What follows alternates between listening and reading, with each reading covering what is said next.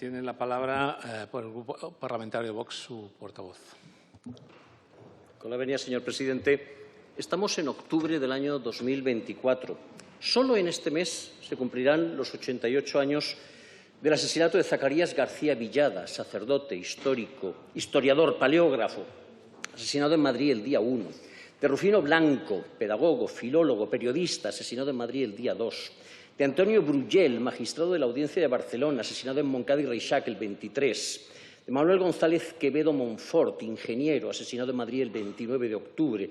De Ramiro de Maeztu, diplomático, ensayista, novelista, poeta, crítico literario, asesinado en Aravaca el día 29.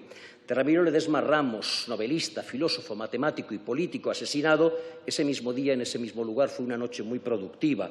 O de Joaquín Font y Fargas, pedagogo, político y periodista, asesinado en Gerona el 30 de octubre. Todos y cada uno de estos nombres meritarían ser recordados no con una, sino con dos placas, una conmemorativa de su vida y otra de su muerte. Si bien es cierto que en ninguno de estos 7 casos sería posible colocarla, como ustedes proponen en el caso de Julián Grimau, donde estaba ubicado el tribunal militar en el que se juzgó de forma sumaria, por la sencilla razón de que todos ellos fueron ejecutados sin juicio previo, sin tribunal, sin acusación, sin defensor, sin actas, sin apelación. Sin embargo, habrán observado que mi partido no ha hecho esa petición, no por falta de ganas ni por ausencia de motivos, sino por voluntad de concordia y, claro está, por temor reverencial a la ley que ustedes pergeñaron para que, cuan espada de Damocles oscile sobre la cabeza de cualquiera que, sin disfrutar del privilegio del que disfrutamos los diputados al amparo del artículo 71.1, se le ocurriera siquiera mentar sus nombres en público.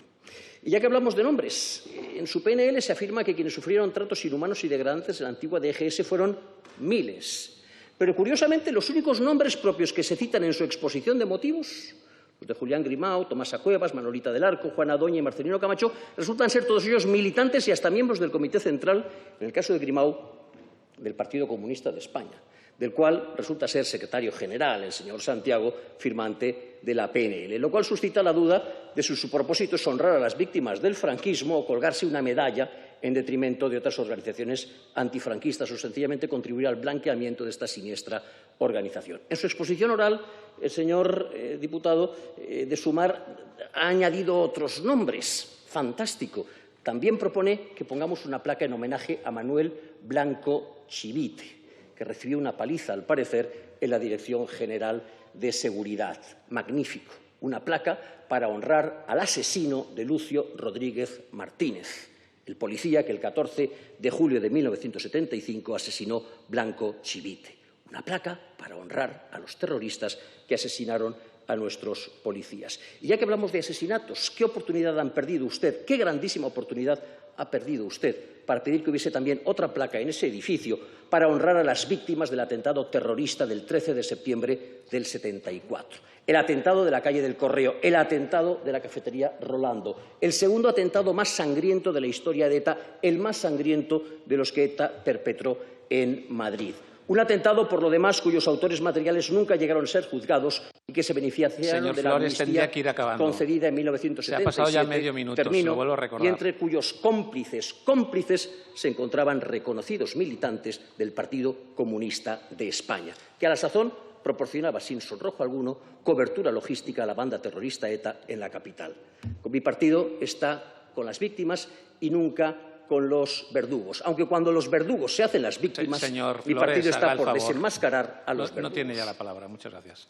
La palabra el portavoz del Grupo Vox.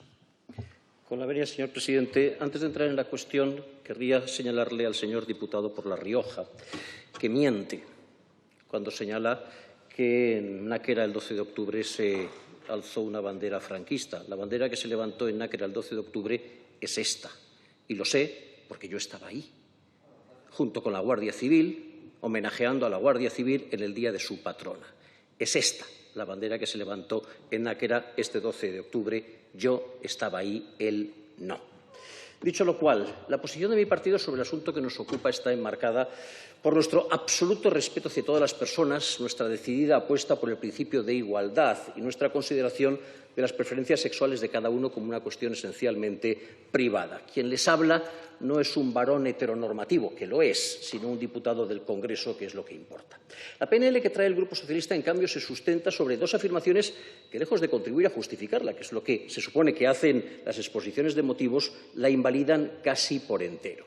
El objeto de esta proposición es homenajear y recordar a todas aquellas personas del colectivo LGTBI víctimas de represión por motivo de su orientación e identidad sexual o expresión de género durante la guerra y la dictadura franquista. De modo que no se plantea, ni siquiera remotamente, homenajear a otros homosexuales represaliados en otros países del mundo o homenajear a los perseguidos en otros momentos de nuestra historia. De lo que se deduce que o bien los proponentes piensan que a lo largo de la historia de la humanidad los homosexuales solamente fueron reprimidos durante el régimen franquista, o bien que, siendo conscientes de lo contrario, les trae sin cuidado esos otros perseguidos.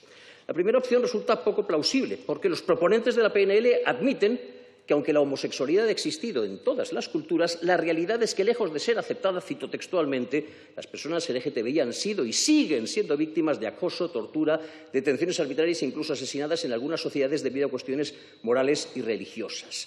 Porque hace al caso español, los proponentes de la PNL arrancan su análisis de la persecución de la población homosexual en los tiempos de la dictadura de Primo de Rivera y lo extienden hasta más allá de la adopción de la Constitución del 78, asumiendo que la ley de escándalo público no fue derogada hasta el 89 y la de peligrosidad social hasta el 95, y admitiendo, por lo tanto, que había represión antes, durante y después del franquismo. Y por lo que hace a otros países, aunque los proponentes no se detengan a analizarlo, es bien sabido que a día de hoy la homosexualidad está castigada en 60 países del mundo, entre ellos algunos tan relevantes como Egipto, Irán o Marruecos. No lo es tanto, sin embargo, que en países de nuestro entorno geográfico y cultural de indudable pedigrí democrático se mantuvieron leyes represivas de la homosexualidad hasta fechas coetáneas a las del fin del régimen franquista. Gran Bretaña no despenalizó las prácticas homosexuales hasta el año 67, y ello con la condición de que fuesen en privado, en pareja, y manteniendo la prohibición de la sodomía y de la indecencia, mientras que Estados Unidos mantuvo leyes estatales que prohibían la homosexualidad hasta el año 2003. Y es que, en cierto modo, no podía ser de otra manera. Como los propios autores de la PNL admiten, no fue hasta 1973 que la Asociación Norteamericana de Psiquiatría dejó de considerar la homosexualidad como un trastorno, y hasta el 90 que desapareció del listado. Dicho en otros términos, se pretende homenajear a quienes fueron reprimidos durante un periodo concreto de nuestra historia por algo que fue objeto de represión antes, durante y después, dentro y fuera de España. Lo que obliga a pensar que la intención de la PNL… He advertido al principio que esta vez sería poco flexible. No es tanto más de medio minuto. La solidaridad con los colectivos perseguidos como la demonización de un concreto régimen político y la preparación del camino para ese adoctrinamiento sexual que el partido proponente lleva a cabo. Y en eso no cuenten con el espaldarazo de este grupo. Muchas gracias, señor Flores.